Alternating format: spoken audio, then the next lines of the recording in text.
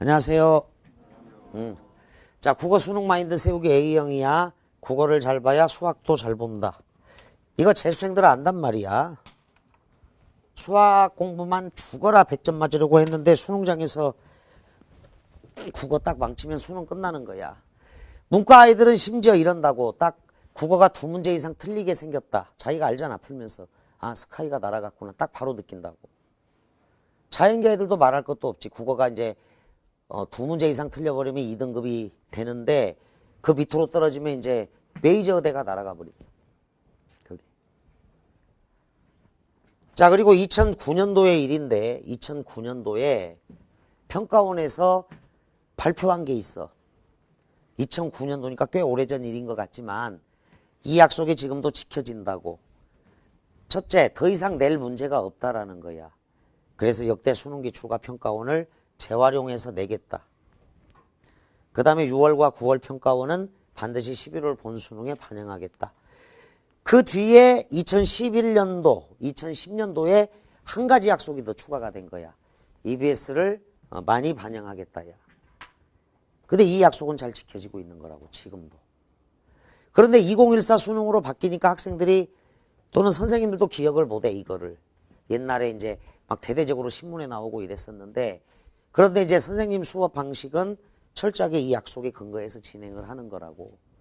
그러니까 2014 수능, 바뀐 수능인 것 같지만 역대 수능 평가원을 재활용해서 출제가 된 거야.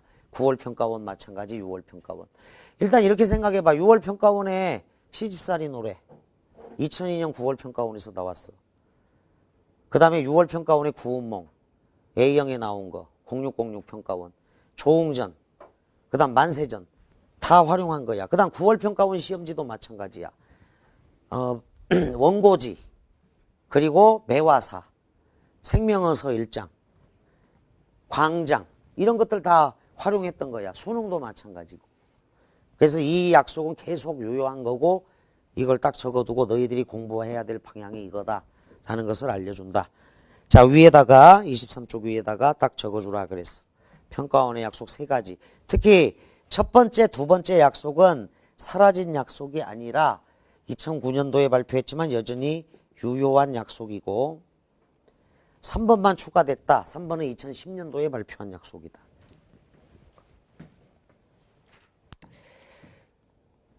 자, 23쪽 위에 가겠습니다. 형광 사인펜 칠해. 모든 답은 제시문에 있다. 1등급이야. 문맥 맥락 요게 100점 만점이야. 믿어라. 반드시 있다. 수능장에서는 연쇄부도를 조심해야 되는 것이다.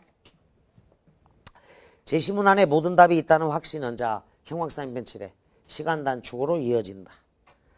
앞에서 계속 반복했지만 그만큼 중요하다. 모든 답은 제시문에 있다. 문맥. 그럼 학생들이 반문합니다. 선생님, 그걸 어떻게 일일이 찾으면서 풀어요? 시간이 부족하지 않을까요? 자, 답변. 처음에만 시간 부족이 있을 뿐이다. 처음에만 시간 부족이 있을 뿐이다. 이게 답변이야. 자, 그래서 이렇게 나와 답변. 아니다. 수능장에서는 오히려 더 빠르고 더 정확하게 답을 찾아낼 수 있다. 빨갛게 밑줄 그어. 처음에만 시간 부족이 있을 뿐이다. 더러 학생들이 일일이 철저히 꼼꼼히 찾으니까 시간 부족하다라고 아, 시간이 부족하구나.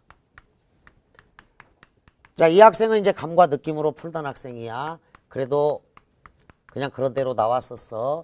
그런데 재수생들 얘기 들어보면 감과 느낌으로 풀다가 망한다. 이게 재수의 이유다. 그래서 이제 고3이 돼서 감과 느낌을 버리고 철저하게 제시문에서 찾는 연습을 하는데 시간 부족이 있어. 1주, 2주, 3주, 4주, 5주, 6주, 7주, 8주.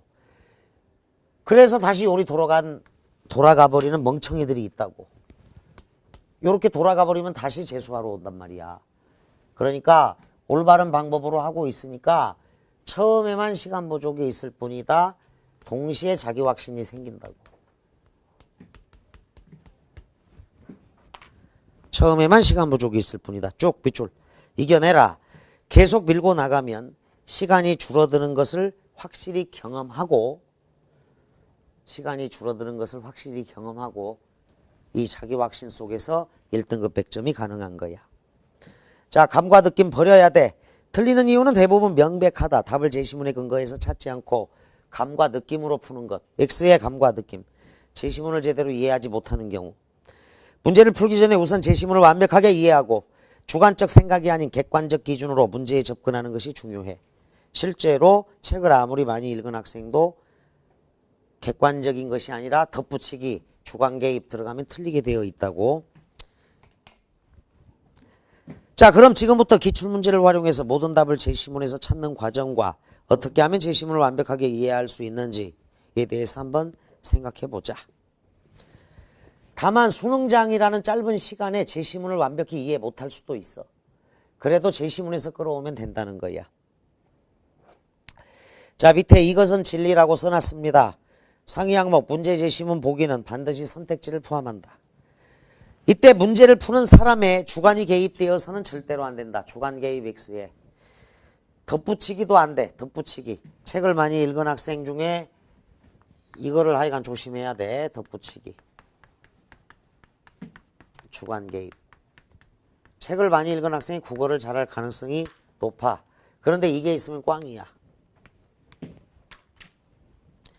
자, 밑에 문제 03 수능을 통해 검토해 봅시다 그랬습니다. 자, 하사는 오곡을 보면 5가지 곡식을 보면 중국에도 있는지를 물어봅니다. 그런데 사실 오곡은 중국에서 넘어온 거죠. 벼, 보리, 밀 이런 거, 조, 콩 이런 거. 그러니까 이게 하사는 자, 중사, 상사가 있는데 각주 확인하면 하사는 하사, 중사, 상사, 선비를 상중하로 나뉘어 표현한 것인데 하사는 이제 삐찐빠야, 삐찐빠. 삐꾸야. 선비들 중에서는 가장 찐따들이야. 자, 그래서 오곡을 보면 중국에도 있는지를 묻는다는 거야. 이 사람들은 우물한 개구리다. 적어라. 우물한 개구리. 중사는 중국 문장이 우리나라보다 못하다고 여긴다. 상사는 중국에는 이학이 없다 한다. 빗줄 과연 그러하다면 중국에는 배울 만한 것이 거의 없다 하겠다. 자, 우리나라 선비들의 중국에 대한 견해가 왜곡되어 있는 거야. 왜곡되어 있는 거다. 그러나 세목골쳐 이 근처나에 무엇이 더럽겠는가? 내가 지나가 본 곳은 중국의 한 모퉁이인 유주 연주이고 만난 사람도 무님 몇 사람일 뿐이니 도를 물려받은 큰 선비는 실상 보지 못했다. 그럼에도 불구하고 이 사람은 성급한 일반화의 오류를 범하지 않았다. 자, 성급한 일반화의 오류를 저지르지 않은 거야. 하지만 반드시 그런 사람이 없다고 감히 말하지 못하는 것은 천하의 서적을 다 읽지 못했고 천하의 지역을 두루 돌아보지 못한 때문이다. 지금 중국에는 뛰어난 학자들과 걸출한 문인들이 있는데도 우리나라 사람들은 중국의 학문과 문학을 볼 것 없다고 하는데, 자, 이게 통념 선입견 때문에 그래. 오랑캐의 나라. 자, 우리나라 사람들은 명나라를 숭상했었다고. 명나라를 존경했던 거야. 그리고 멸시했어, 청나라를. 이게 오랑캐의 나라라고 해서 숭명반청. 자, 명나라를 숭상하고 청나라를 멸시했던 전통이 남아있는 거야. 명나라를 존경해. 근데 망한 나라야 이미. 존명배청 이랬단 말이야. 존명반청. 우리나라 사람들은 중국의 학문과 문학을 볼 것 없다고 하는데 빗줄 도대체 무엇을 믿고 그러는지 알 수 없다. 자, 중국의 학문과 문학을 경시하는 현실을 비판하고 있습니다. 이 글의 주제가 청나라의 뛰어난 문물과 제도야. 이 글의 주제 자체가. 거기가 더 앞서 있었던 나라라고. 앞서 있었던 나라다.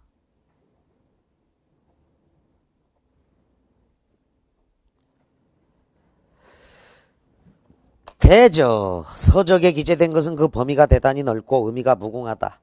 그런 까닭에 중국 서적을 읽지 않는 자는 스스로 금을 긋는 것이고 중국을 다 오랑캐라고 하는 것. 자, 청나라가 이제 오랑캐잖아. 이게 만주족이 장악한 거니까. 그런데 만주족이 한족에게 완전히 동화되어 버렸다고. 그래서 청나라가 오랑캐가 아니야. 그냥 한족 문화야. 명나라를 이어서 청나라가 선진국인 거야. 중국을 다 오랑캐라 하는 것은 남을 속이는 것이다. 중국에 비록 육상산이나 왕양명 같은 사람들의 학설이 있다고 해도 주자학의 적통은 제대로 남아있다. 자, 우리나라가 이제 주자학을 숭상하잖아. 근데 이제 청나라로 바뀌었으니까 주자학이 없어졌다고 생각한다고, 중국에. 그런데 그건 잘못된 생각이라는 거지. 주자학의 적통은 그대로 남아있다. 자, 넘겨. 우리나라는 사람마다 주자의 학설을 말할 뿐이며 나라 안에 이단이 없기 때문에 사대부는 감히 육상산이나 왕양명의 학설을 말하지 못한다. 그러니까 이단이 없어. 그냥 우리나라는 획일적으로 유교밖에 없는 거야. 유교밖에. 주자학밖에. 이것이 어찌 도가 하나에서 나와서 그런 것이겠는가? 과거로 몰아대고 과거 시험 때문에. 과거 시험 때 육상산이나 왕양명의 학설을 썼다가는 떨어져. 시험에. 이단을 인정하지 않으니까. 땅덩어리가 좁아서. 나라가 좁아서 그러는 거야. 풍기로 구속하니 이와 같이 하지 않으면 몸이 편안하지 않고 그 자손마저 보존하지 못하기 때문이다. 이런 모든 것이, 자, 과거로 몰아대고 풍기로 구속하는 것이 중국의 큰 규모와 같게 되지 못하는 요인이 된다. 획일적인 것만 있어, 우리나라는. 무릇 우리나라가 가지고 있는 좋은 기회에다가 기술이라고 적어. 기술을 다 발휘해도, 기술을 다 발휘해도 중국의 물건 하나에 불과할 터입니다. 서로 비교하려는 것은 이미 자신을 알지 못함이 심한 자이다. 자, 정저지와 좌정관천 우물한 개구리였다. 중국의 4대 발명품이 뭐야?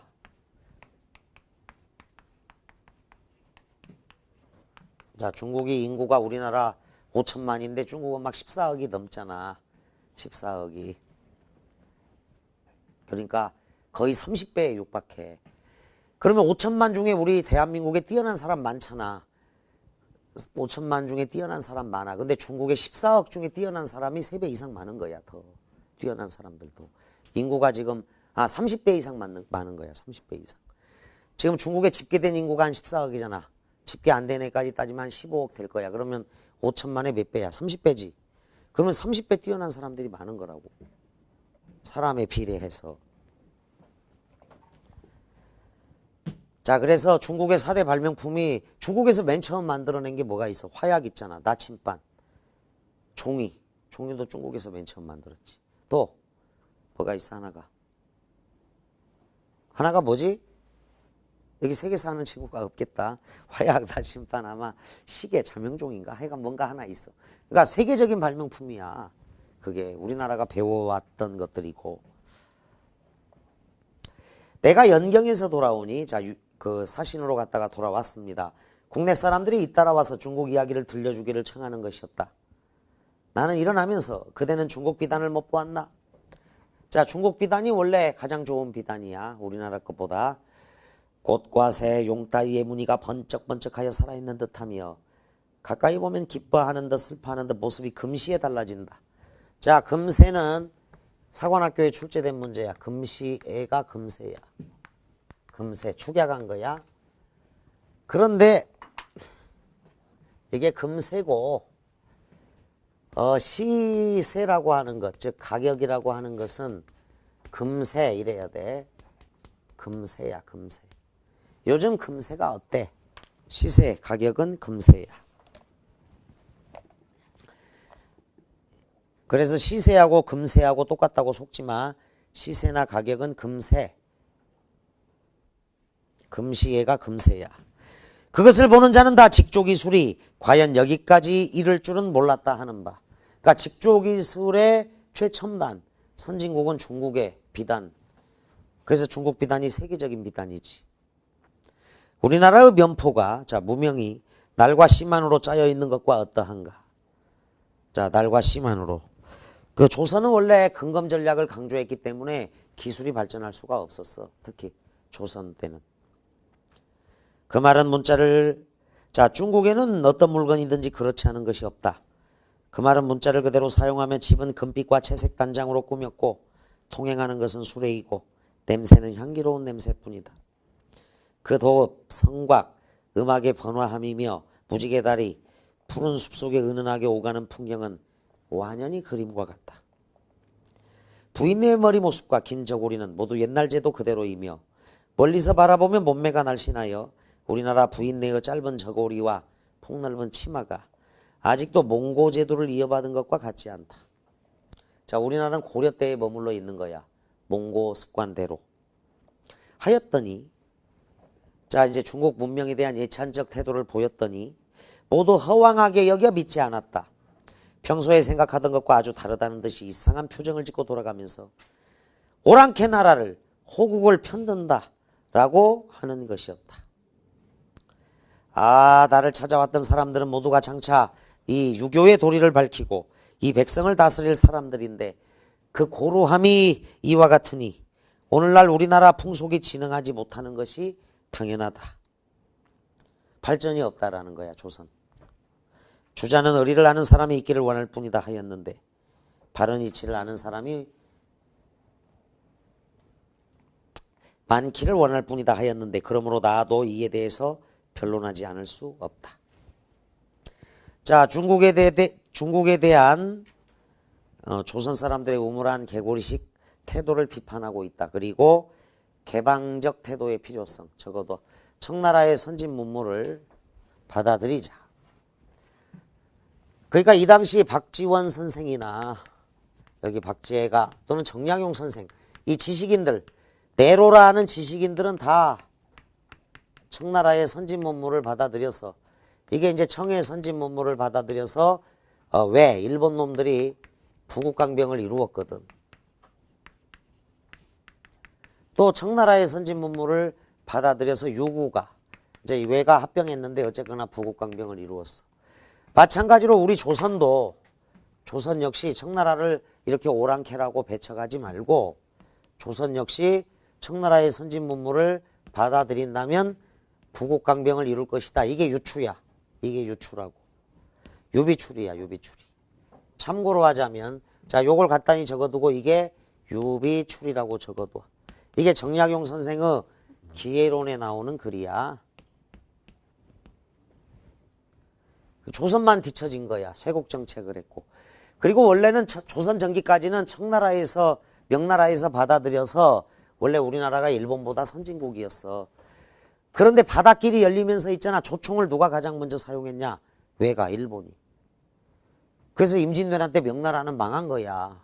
우리나라도 개박살 난 거고. 조총을 가장 먼저 사용한 나라가 일본이야. 일본. 그래서 실제로 바닷길이 열리면서는 일본이 가장 앞서갔다고. 일동장유가나 연행가를 읽어보면 그 당시 청나라가 얼마나 발전하고 있었는지, 일본이 얼마나 발전했는지가 나타나는데 그거를 읽어서 이렇게 받아들여야 하는데 너무 늦었던 거지. 그리고 대부분의 유학자들은 쇄국정책을 폈다고. 그래서 조선의 근대화가 가장 늦었었다라는 거야. 자, 물론 이 사람 박재가의 주장은 이제 맞는 말이야. 타당한 거야. 근데 이제 얼마나 답답하겠어, 이 앞서가는 지식인이. 그런데 이제 1번의 보기 문제를 봐. 보기의 견해를 가진 사람이 윗그릇 필자에게 충고할 수도 있다. 자, 충고에다가 세목골 쳐라. 충고, 승렬, 충고 세목골 쳐놔. 보기의 견해를 가진 사람이 윗그릇 필자에게 충고한다고 할 때, 자, 윗그릇 필자는 그냥 중국을 예찬하고 있죠. 그 내용으로 가장 적절한 것 그랬어. 자, 문제 플러스 제시문 플러스 보기를 읽은 다음에 보기의 견해 네목 한 쳐, 보기의 견해를 한 문장으로 딱 정리하고 비판해야 된다. 비판, 반박, 논박, 반론. 충고 관련 문제야. 지금까지 우리는 위인들이 남긴 업적을 숭배하고 따르는 데에만 관심을 기울였다. 그런데 세목골, 그렇게 되면 그들의 행동을 우리의 행동의 모범으로 미화하게 되어 주체적 가치관을 형성하지 못하게 될 우려가 있다.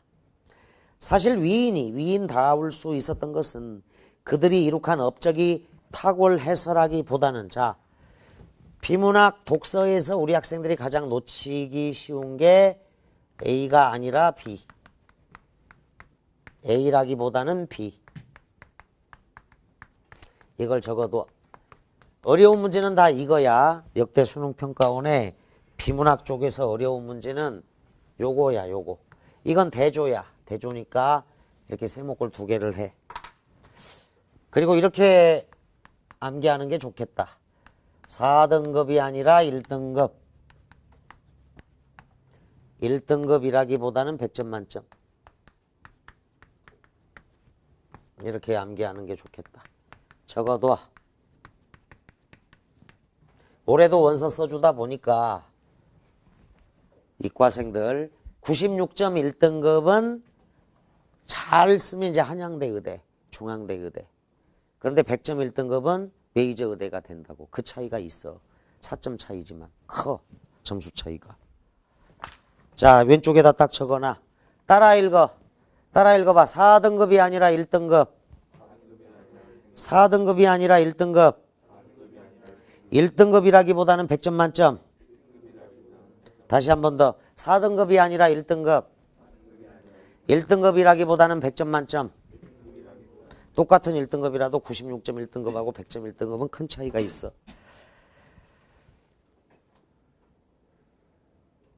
자, 그래서 거기 업적이 탁월해서라기보다는 기존의 권위에 도전하고 갈등과 역경을 극복한 과정이 비범했기 때문이다. 과정별표.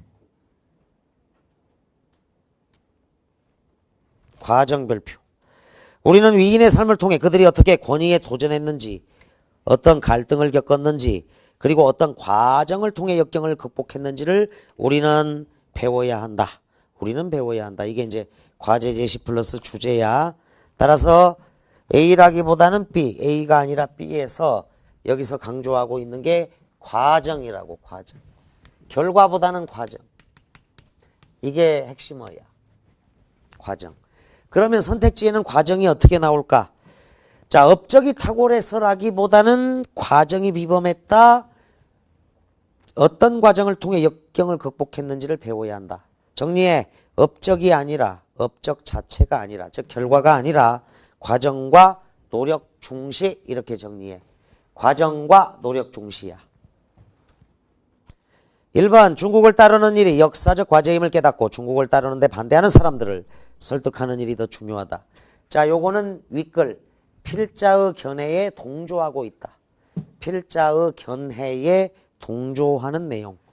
1번은 제시문하고 똑같아. 따라서 보기의 견해의 충고가 안 됩니다. 2번 중국을 배운다면 문물이나 제도.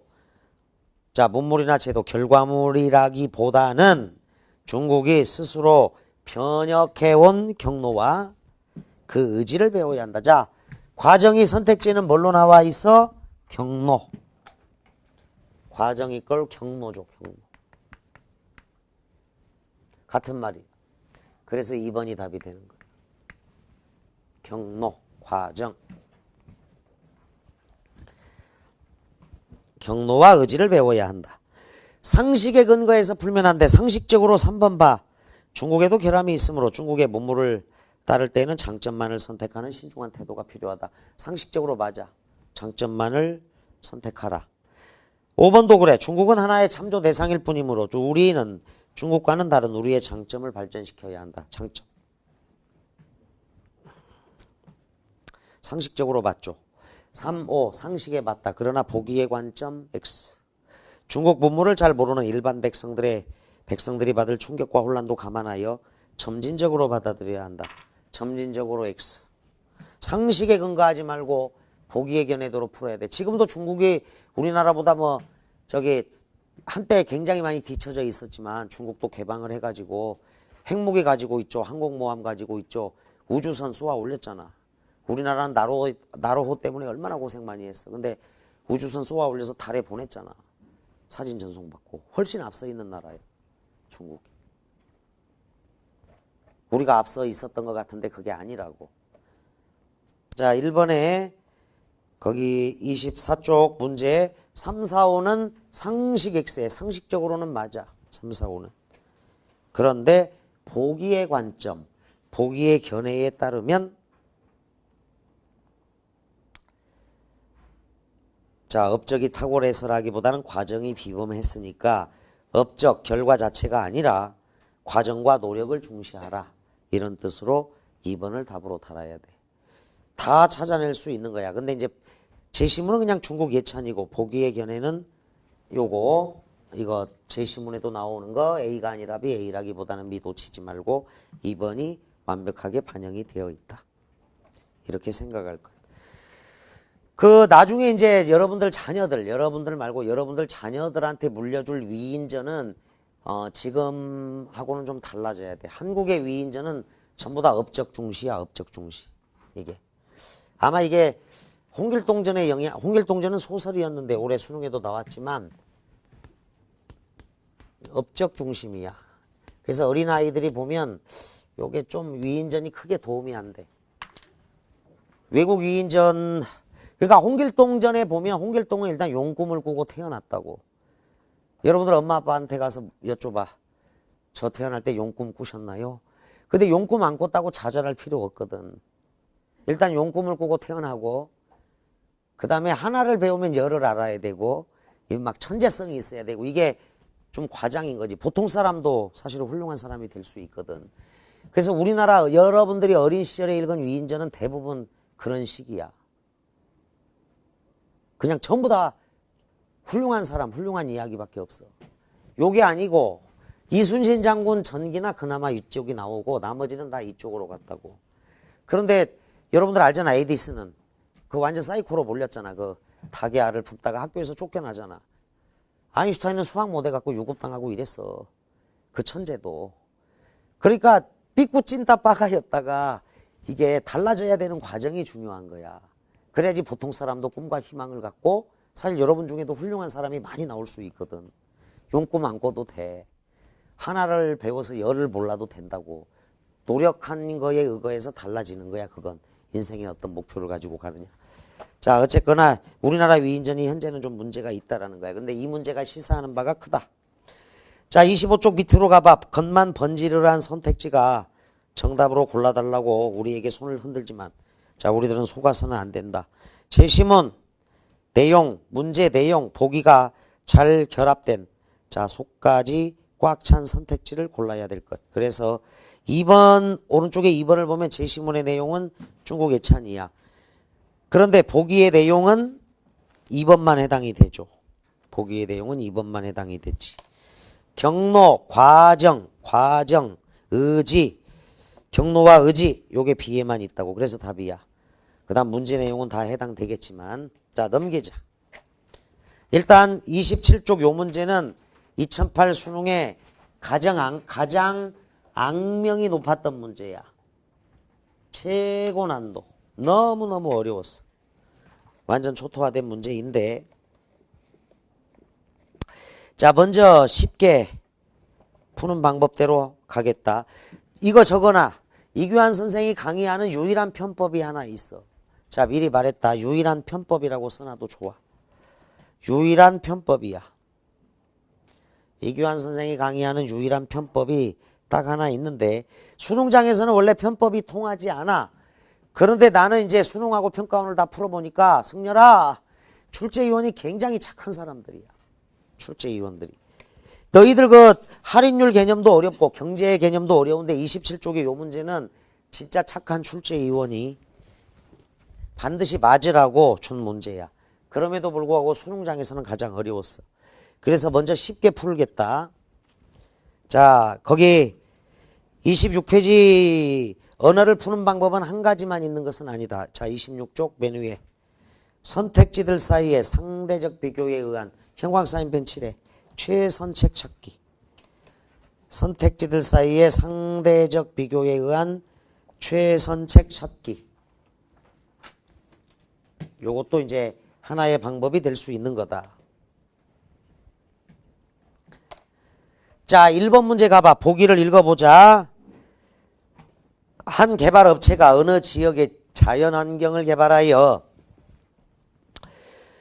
놀이동산을 건설하려고 한다. 해당 지역 주민들은 자연환경의 가치를 중시하여 놀이동산의 건설에 반대하는 사람들. 자, 세목골 쳐봐. 반대하는 사람들과 지역경제 활성화를 중시하여 찬성하는 사람들로 갈려 있다. 찬성 동그라미 쳐. 그래서 개발업체와 지역주민들은 놀이동산으로부터 장기간 파급될 지역경제 활성화의 이익을 추정하고 이를 현재 가치로 환산한 값을 계산해 보기로 하였다. 자, 놀이동산 개발에 반대하는 입장하고 찬성하는 입장 둘 중에 하나야. 보기가. 찬성하는 입장 둘 중에 하나야. 자, 그러면 이제 선택지를 한번 잘 봐봐. 이게 출제위원이 얼마나 착한 사람인지 보라고. 1번 사업의 전망이 불확실하다고 판단한다.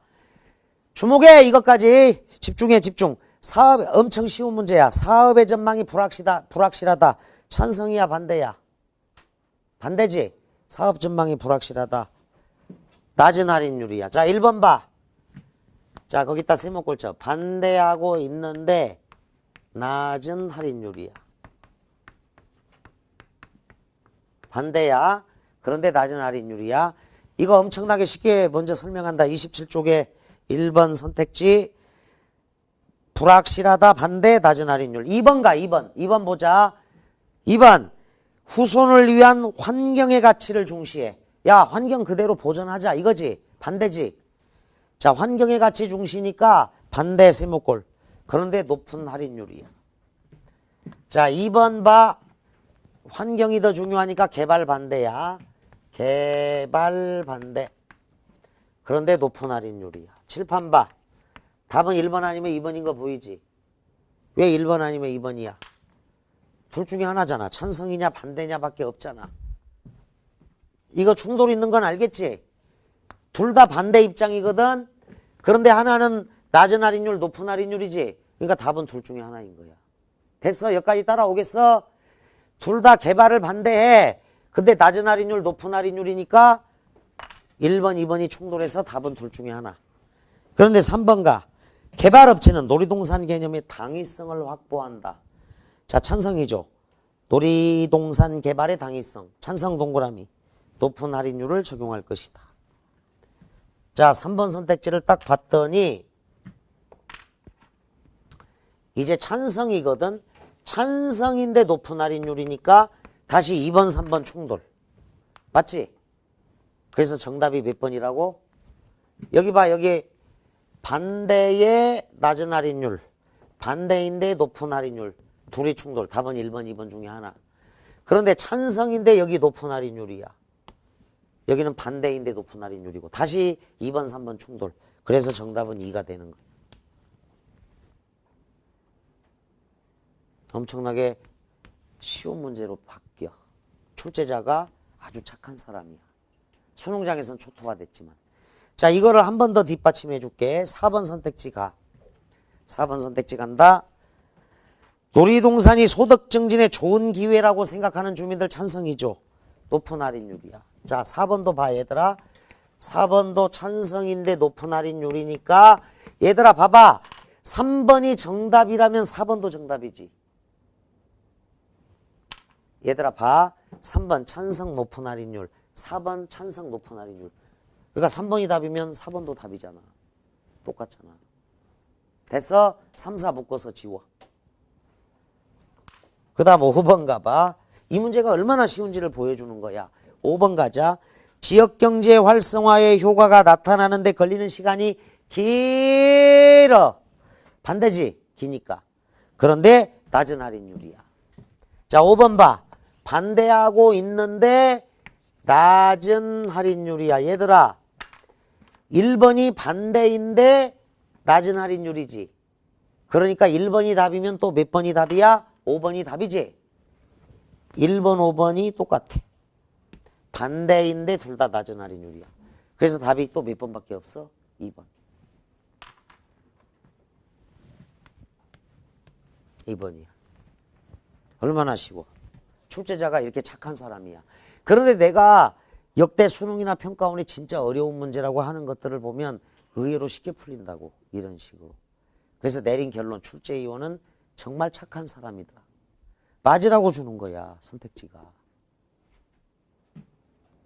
자 그래서 이게 선택지들 사이의 연결관계. 선택지들 사이의 상대적 비교에 의한 최선책 찾기. 그 문제가 가능해. 국어가 왜 이게 가능하냐? 오지선다 중에 하나니까. 객관식이잖아. 논술 쓰는 게 따로 있잖아. 주관식은. 철저하게 객관식이야. 근데 수학은 공식 대입해서 계산해내야 되잖아. 그래서 수학은 다 주관식인 거야. 그래서 수학은 100분 동안 30문제, 국어는 80분 동안 45문제. 객관식이니까 그래. 봐. 언어 영역은 모두 객관식 문제이다. 국어는. 그렇기 때문에 제시문에 근거하여 선택지 사이에 형광사인 칠해 상대적 비교에 의한 최선책을 찾는 것 역시 하나의 방법이 될 수 있다. 가령 선택지에 100% 부합하는 답이 없더라도 선택지들 사이의 상대적 비교. 자, 1번 선택지는 80%만 충족해. 2번 선택지, 3번 선택지는 0%. 4번은 50%는 맞아. 선택지의 2분의 1이 맞다고. 5번 10%만 맞아. 그럴 때 답은 몇 번이라고? 1번이라고. 80%가 맞는 게 답이야. 선택지는 한 개의 좋은 사과, 네 개의 나쁜 사과로 구성된다. 우리는 좋은 사과를 고를 때 좋은 사과 하나를 선택하는 방법도 있지만 밑줄 나머지 나쁜 사과들을 골라내는 방법도 있다. 정답 찾는 방식, 오답 지우기 방식이 같이 있는 거라고. 여러분들도 오답 지우기 방식을 의외로 많이 쓰는데 아직 문제 푸는 기술이 좀 떨어지기 때문에 선택지들 사이의 관계를 파악하여 오답 지우기 방식을 활용하라. 특히 이 방식은 고난도 문제에서 그 진가가 발휘된다. 난도가 높은 문제를 풀 때 정답이 2개 내지 3개 헷갈리기도 하고 정답의 확실한 근거를 찾지 못할 때가 있다. 하지만 밑줄 선택지들 사이의 연관성을 통해 선택지를 지우다 보면 맞힐 확률이 높아져요. 다음 문제를 한번 확인하자 그랬어. 그러면 이제 정식으로 풀어줄게. 정식으로. 원칙대로 풀면 이제 할인율하고 이자율 개념이 역으로 적용되는 개념이라는 걸 이해를 해야 돼. 근데 이제 읽으면 또 잠이 와. 이건 경제제시문이라서 자연계 A형 학생들한테는 또 쥐약이잖아. 근데 사회제시문에 이게 나오고. 자, 작년에는 법률제시문이 나왔어. 근데 법률제시문이 자연계 학생들 되게 괴롭혔다고. 이제 경제도 마찬가지. 봐보자. 빠르게 읽을 테니까 따라와. 정부나 기업이 사업에 투자할 때에는 현재 투입될 비용과 미래에 발생할 이익을 비교하여 사업의 타당성을 진단한다. 자, 사업 타당성의 판단 기준이야. 이 경우 물가 상승, 투자기에 불확실성을 포함하는 할인의 요인을 고려하여 밑줄 미래의 가치를 현재의 가치로 환산한 다음. 자, 미래의 가치야. 미래의 가치. 자, 내년에 11억은 올해의 10억이라고. 이자율이 10%일 때. 지금 내가 10억을 갖고 있어. 그럼 미래 가치는 11억이 될 거야. 이렇게 이제 미래의 가치를 현재의 가치로 바꿔준 다음 밑줄 그어 미래의 가치를 현재의 가치로 환산한 후 비용과 이익을 공정하게 비교해야 한다. 이러한 환산을 가능케 해주는 개념이 할인율이다. 자, 할인율 동그라미죠. 할인율이야. 할인율은 이자율과 유사하지만 자, 이자율 네모칸 쳐. 할인율과 이자율이야. 근데 이게 같다. 근데 역으로만 적용된다라는 거야, 이게. 할인율은 이자율과 똑같다라고 생각해도 좋아. 자, 할인율, 이자율. 같다라고 생각해도 좋아. 이자율과 유사하다 그랬어, 분명하게. 그런데 이제 역으로 적용되는 개념이라고 생각하면 된다. 즉, 현재의 이자율이 연 10%입니다. 올해의 10억 원은 자, 올해의 10억 원은 10% 이자가 붙어서 내년에는 11억 원이 되죠. 이자율 10%일 때. 그러면 할인율이 연 10%라면 내년에 11억 원은 자, 내년에 내가 11억을 갖게 될 거야. 내년에 나 11억 생겨. 너 1억 줄게. 근데 내년 11억 원의 현재 가치. 현재. 자, 현재 가치는 10억 원이 되는 거지. 같은 개념이다라고 생각을 하면 돼. 그러니까 이자율 10%든 할인율 10%든 현재 나는 10억을 갖고 있는 거야. 그러면 내년에 11억이 되는 거라고. 현재 1,000만 원을 갖고 있으면 내년에 1,100만 원이 되는 거고. 10% 이자율일 때, 10% 할인율일 때. 이해되지? 현재 가치. 현재의 가치로 환산하는 게 할인율이다. 자, 이 문단과 공공사업의 타당성을 진단할 때에는 대개 미래 세대까지 고려하는 공적 차원의 할인율을 적용하는데 이를 사회적 할인율이라고 부른다. 자, 할인율을 세분화해서 적어도 사회적 할인율이야. 사회적 할인율은 사회 구성원이 느끼는 할인의 요인을 정확하게 파악하여 결정하는 것이 바람직하나 이것은 현실적으로 매우 어렵습니다. 그래서 시장 이자율이나 민간 자본의 수익률을 사회적 할인율로 적용하자는 주장이 제기되기도 합니다. 3문단가 그런데 시장 이자율은 저축과 대출을 통한 자본의 공급과 수요에 의해 결정되는 값입니다. 저축을 하는 사람들은 원금을 시장 이자율에 의해 미래의 더 큰 금액으로 불릴 수도 있어요. 또 하나 대출을 받는 사람들은 시장 이자율만큼 대출금에 대한 비용을 지불합니다. 이때의 시장 이자율은 밑줄 미래의 금액을 현재 가치로 환산할 때의 할인율로도 적용할 수 있다는 거야. 이를 사회적 할인율로 간주하자는 주장이 제기되는 것입니다. 한편 민간 자본의 수익률을 사회적 할인율로 적용하자는 주장은 사회 전체적인 차원에서 공공사업에 투입될 자본이 민간 부문에서 이용될 수도 있으므로 공공사업에 대해서도 민간 부문에서만큼 높은 수익률을 요구해야 한다는 것입니다. 그러나 세목골 쳐. 그러나 세목골 쳐. 그러나 시장 이자율이나 민간 자본의 수익률을 사회적 할인율로 적용하자는 주장은 수용하기 어렵습니다. 밑줄 그어. 높아서는 안 된다는 거야. 왜? 우선 공공부문의 수익률이 민간 부문만큼 높다면, 자 높아진다면 민간 투자가 가능한 부문에 민간에서 투자가 당연히 이루어진다는 거야. 왜 굳이 정부가 투자할 필요가 있는가 하는 문제가 제기될 수 있다고. 정부는 민간에서 삼성이나 현대, SK에서 이미 투자가 들어가. 이런 경우에. 그래서 공기업에서 투자할 필요가 없다는 거지. 따라서 사회적 할인율, 낮은 할인율이 필요한 거야. 여기서 저거 낮은 할인율이 좋은 거라고 원래가. 공공부문은. 더욱 중요한 것은 시장 이자율이나 민간 자본의 수익률이 비교적 단기적으로 실현되는 사적 이익을 추구하는 자본시장에서 결정된다는 점입니다. 단기적으로. 그런데 얘들아 고속도로를 놓는다. 큰 고속도로를 놓는다. 이게 단기간에 건설되는 게 아니잖아. 국제공항을 건설한다. 이런 건 국가가 나서서 해야 되는 거야. 단기적으로 할 수 있는 일이 아니라고. 도로를 놓는 것 이런 것들은. 따라서 반면에 사회적 할인율이 적용되는 공공사업은 일반적으로 그 이익이 장기간에 걸쳐 서서히 나타난다고. 자, 네모칸 빗금치고 밑줄 그어. 이러한 점에서 공공사업은 미래 세대를 배려하는 지속가능한 발전의 이념을 반영합니다. 미래 세대를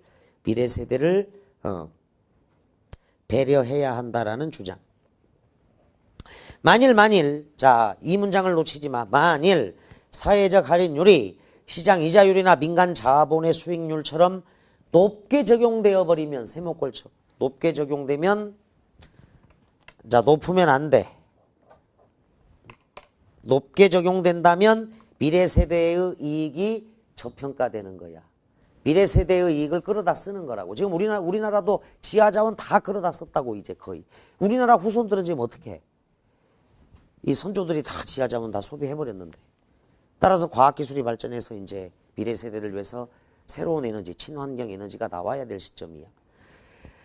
미래 세대의 이익이 저평가되는 셈이다. 그러므로 네모칸 빗금치고 쭉 밑줄 그어. 그러므로 후손을 위해서 사회적 할인율은 미래 세대를 배려하는 공익적 차원 동그라미, 즉 시장 이자율이나 민간 자본의 수익률보다 낮게 적용되어야 한다는 거야. 낮아야 돼.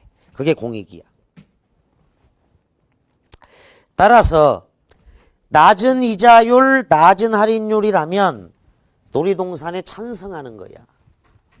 낮은 이자율이라면 이자율을 조금만 내니까 낮은 이자율이라면 자 찬성한다면 높은이 아니라 낮은 할인율이 돼야 되는 거야. 이게 낮은 이자율이지. 왜 그러냐면 이자율이 낮으면 기업에서 빌려서 개발을 해서 개발이익이 훨씬 더 많이 남는 거야. 이자율이 낮으니까. 그런데 만약에 이게 높은 이자율이라면 높은 이자율, 높은 할인율이라면 그러니까 이자율하고 할인율은 정반대 개념이 아니고 똑같은데 역으로만 적용된다 이거야. 이건 올해 돈을 내년에 받게 될 거고 이건 내년의 가치를 현재 가치로 환산한 것일 뿐이야. 그래서 높은 이자율이나 높은 할인율 같은 경우는 자 기업에서 자 기업이 은행에서 돈을 빌려서 개발을 하려고 하는데 이자율이 너무 높아. 그러면 이 기업은 도산하는 거야. 이자를 감당하지 못하고. 그래서 반대하는 거라고. 높은 할인율일 때. 높은 이자율이니까. 자, 높은 이자율, 높은 할인율이라고 한다면 이건 반대가 되는 거다. 왜 그러냐면 이자를 많이 내면서 그 이자보다 더 큰 이득을 내야 되거든. 기업에서. 더 큰 수익을 거두어야 돼. 그러니까 부담이 있는 거야, 이거는. 근데 낮은 이자율을 낸다면 얼마든지 돈을 빌려다가 사업을 할 수가 있는 개념이다. 이렇게 생각해. 적어봐. 거기다가 높은 이자율, 높은 할인율은 투자 가치가 적다. 이렇게 적어. 높은 이자율, 높은 할인율은 투자 가치가 적어. 왜? 놀이동산 개발해 봤자 미래 세대의 이익이 아주 적게 나와버려. 그러니까 놀이동산의 개발에 반대하는 거야. 이렇게 적어. 높은 이자율, 높은 할인율은 미래 세대까지 이익이 적다고. 따라서 투자 가치가 적은 거라서 놀이동산 개발에 반대한다는 거야. 그런데 낮은 이자율만 주고 돈을 빌려다 마음껏 쓸 수 있다면, 이자율이 낮으니까 일단 돈을 마음껏 끌어다 써갖고 개발해서 큰 이익을 남길 수 있겠지. 이럴 땐 투자 가치가 높은 거야. 그때는 낮은 이자율, 낮은 할인율일 때라고. 무슨 뜻인지 알겠지? 그래서 정리를 딱 해도 이렇게 적어. 높은 이자율, 높은 할인율일 때는 미래 세대의 이익이 적기 때문에 투자 가치가 적은 거야. 그래서 놀이동산 개발에 반대해야 돼. 이게 높은 할인율의 특징이야. 마지막까지 다 읽어보면 답이 2번이 나오는데, 선생님이 이제 아주 어려운 수능평가원 문제들을 잘 살펴보니까 출제위원들이 워낙 착해서 사실은 정답을 꼭 받도록 해준 게 27페이지에다 넣어놨어. 그러니까 요 방법을 지금 이해가 안 되면 제시문을 또 읽어보되 요렇게 선택지들 사이 잘 따져보면 아주 쉽게 답이 나오기도 한다라는 것도 이해할 것. 넘겨. 28쪽에 자 요거는 그 매일경제신문의 내용인데 30쪽을 펴. 여름방학쯤에 읽어두면 좋아. 자, 중간 목표는 1등급으로 해야 되고 최종 목표가 이제 100점이 되어야 된다. 자, 그래서 내가 첫날 개강 첫날 1번 목표를 분명히 해라. 그래야 공부한다. 1번 별표 쳐. 목표를 분명히 해야 공부한다. 두 번째 체력관리 필수야. 역시 별표 쳐. 체력관리, 그러니까 여러분들이 운동장을 돌아. 학교 저녁 먹고 학교에서 이제 운동장을 내가 3바퀴도 힘들죠. 6바퀴 7바퀴 돌면 인서울이 가능할 것 같아. 그런 목표를 정해두고 7바퀴 8바퀴 9바퀴 이렇게 돌면은 스카이가 가능할 것 같다. 10바퀴면 가고 싶은 대로 다 간다. 그러면 체력도 좋아지는 거니까 체력관리는 필수다라고 적어도. 세 번째, 수능형 수험생이 되어야 한다. 굉장히 중요한 말이야. 아침형 수험생 이야기야. 네 번째, 개념으로 시작하고 우리가 이제 개념을 배우는 거야. 그리고 기출로 끝내는 거야. 기출이 접근법, 개념도 알려줘. 자, 여기다가 122쪽 A형 학생들은 이제 기본 용어 어휘가 굉장히 중요해서 잠깐 칠판 지우고 122쪽을 진행하도록 하겠다. 수능 용어 어휘가 아주 중요하기 때문에 이거를 진행하도록 하겠습니다.